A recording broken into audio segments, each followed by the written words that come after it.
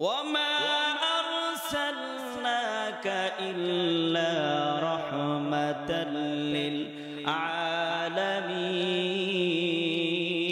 للعالمين الله أكبر أمر الله تعالى তার হাবিবকে জানায় দেয় হাবিব আমি আল্লাহ তোমাকে গোটা জগতের জন্য রহমত স্বরূপ প্রেরণ করলাম সুবহানাল্লাহ হাবিব আমি গোটা জগতের জন্য আপনাকে রহমত স্বরূপ প্রেরণ করলাম এই আয়াতের ব্যাখ্যায় ইমাম তাবারী রাহমাতুল্লাহি আলাইহি তার তাফসীরে তাবারীতে লেখেন 18 নম্বর খণ্ড 552 নম্বর পৃষ্ঠার মধ্যে তিনি উল্লেখ করেন أن الله أرسل رسوله محمد صلى الله عليه وسلم رحمة لجميع العالمين مؤمنهم وكافرهم আল্লাহ তার নবী মুহাম্মদকে দুনিয়ার ঈমানদারের জন্য রহমত স্বরূপ বানাইলেন এবং বেঈমানদের জন্য আমার নবীকে আল্লাহ রহমত স্বরূপ প্রেরণ করলেন সুবহানাল্লাহ এখন বাজান আসুন ঈমানদারদের জন্য আমার নবী কেমন রহমত আমার নবী ঈমানদারদের জন্য এই রকম ভাবে রহমত আমরা নবীর কারণে সঠিক রাস্তা পেয়েছি আল্লাহ আমাদেরকে হিদায়াত দিয়েছেন নবীর মাধ্যমে আমরা সঠিক রাস্তা পেয়েছি নবীর উপরে বিশ্বাস করার কারণে নবী আমাদের পক্ষ থেকে যে বিধান নিয়ে আসেন এই বিধান পালন করার মাধ্যম দিয়ে আল্লাহ আমাদেরকে তার জান্নাতের মেহমান বানায় দিবে সুবহানাল্লাহ এর জন্য ঈমানদারদের জন্য আমাদের নবী রহমত চিল্লায়ে বলেন না সুবহানাল্লাহ এবার প্রশ্ন করতে পারেন হুজুর কাফের বেঈমানদের জন্য আমাদের নবী কেমন করে রহমত কাফের বেঈমানদের জন্য আমার নবী ওয়া আম্মা কাফিরুহুম এই রকম ভাবে রহমত অন্য নবীর যুগে তাদের কথা তাদের উম্মত না মানার কারণে আল্লাহ তাআলা নগদ আযাব দিয়ে তাদেরকে বরবাদ করে দিয়েছেন তাদেরকে ধ্বংস করে দিয়েছেন আর আমাদের নবী মুহাম্মদুর রাসূলুল্লাহ সাল্লাল্লাহু আলাইহি ওয়াসাল্লামের উম্মত হওয়ার কারণে আজকে ইহুদি নাসারা এত গুনার মধ্যে লিপ্ত হয়ে যায় এত গুনার মধ্যে লিপ্ত হয়ে যায় আমার আল্লাহ তাআলা নগদ আযাব দিয়ে ধ্বংস করেন নাই নগদ আযাব দিয়ে বরবাদ করেন নাই এর জন্য আমাদের নবী এই জগতের উম্মতের জন্য রহমত সুবহানাল্লাহ অন্য অন্য নবীর যুগে ওই নবীর উম্মতেরা নবীর কথা না মানার কারণে আল্লাহ তাআলা নগদ আযাব দিয়ে তাদেরকে ধ্বংস করে দিয়েছেন বরবাদ করে দিয়েছেন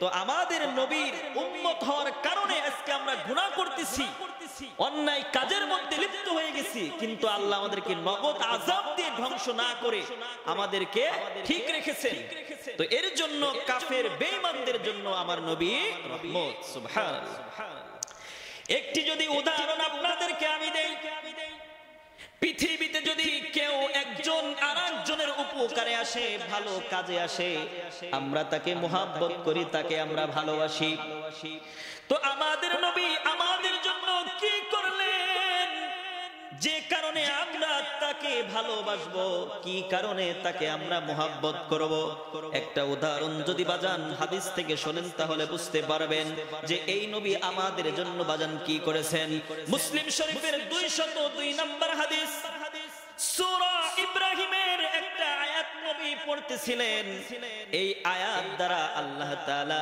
আমাদেরকে বুঝায়া দিচ্ছেন ইব্রাহিম নবী তার উম্মতের মায়ায় উম্মতের ভালোবাসায় এই আয়াতের মধ্যে আল্লাহর কাছে কান্না করতেছেন এই আয়াত দিয়ে আল্লাহ তাআলা আমাদেরকে জানায়া দিচ্ছেন সূরা ইব্রাহিমের 36 নম্বর আয়াতে আল্লাহ বলতেছেন রব্বি ইন্নাহুন্না আদলালনা কাসীরাম মিনান নাস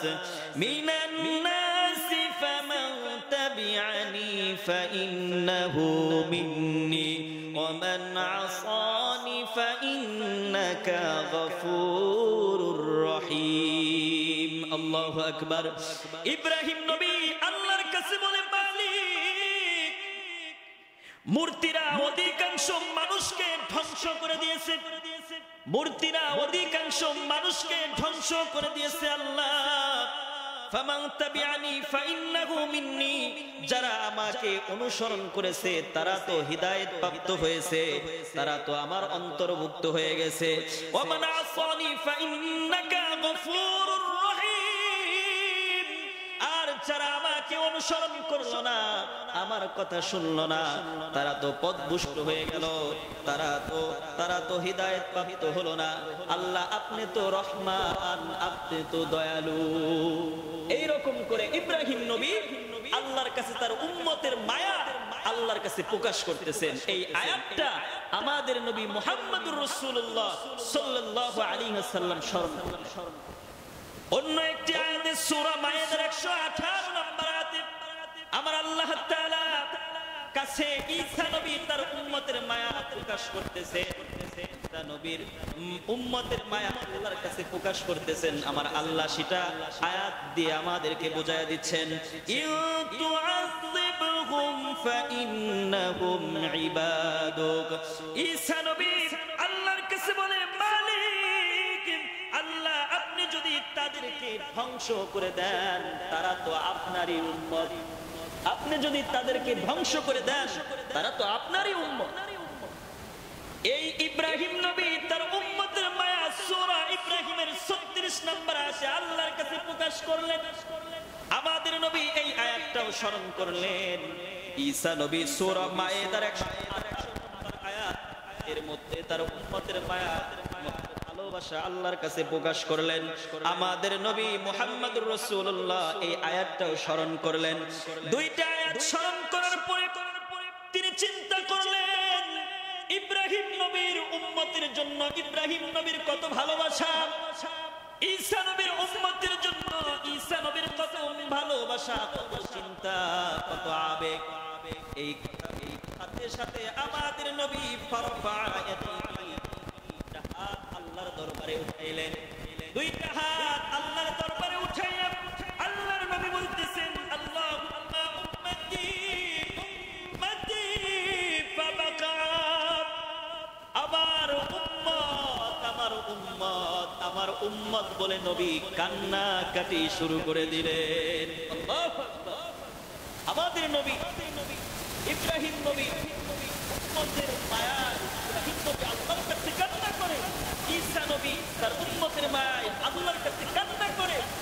এটা দেখে, এটা স্মরণ করে আমাদের নবী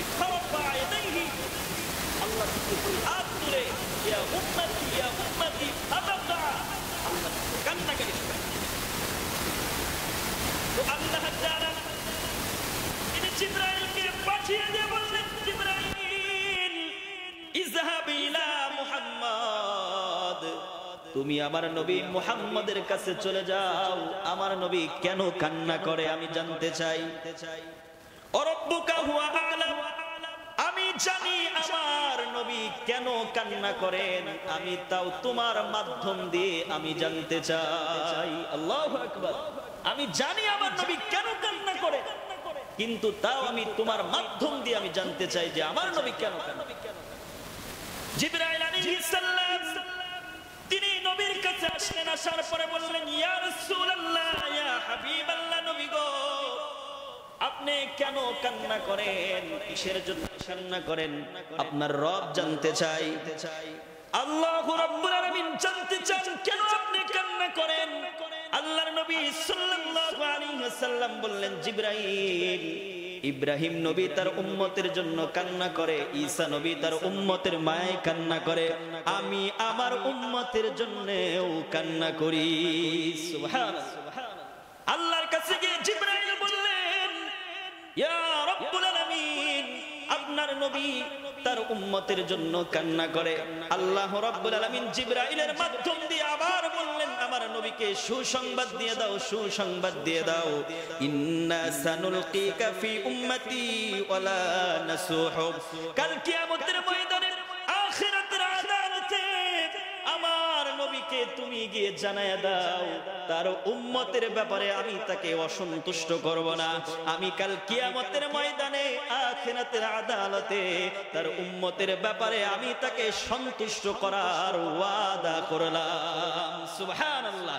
ও গো মায়ার নবীজি তুমি প্রেম শিখাইয়া কোথায় লুকাইলা? বলেন না, বলেন না। ও গো মায়ার নবীজি তুমি প্রেম শিখাইয়া কোথায় লুকাইলা? কেমনে যাব মদিনাতে, কেমনে যাব মদিনাতে, স্বপ্নে এসে বলো না তুমি প্রেম শিখাইয়া কোথায় লুকাইলা?